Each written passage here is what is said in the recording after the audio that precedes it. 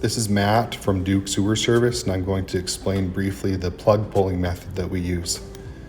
The first thing that we do is run a camera through the sewer and use our locating equipment to precisely mark exactly where the sewer is so that we know where to dig in the yard. We then get our dump truck and our backhoe into position and start digging up the sewer. The trench that we make is usually 7 to 10 feet long. We then hammer up the concrete around the front cleanout and cut it out, and then we pull a plug through the old sewer line.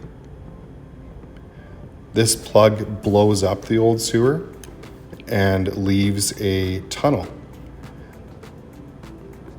This is the pipe burst machine that creates the 30 tons of pressure in order to pull that plug through the old sewer line, making that tunnel, which is about 6 inches in diameter.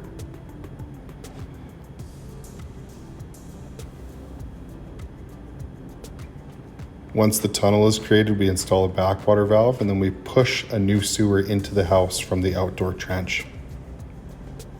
Once the sewer is completely installed, we put in an outdoor cleanout so that any future sewer cleanings can be done from outside. The trench is then backfilled with sand so that you don't have an unsightly mound, and it's packed down with the machine.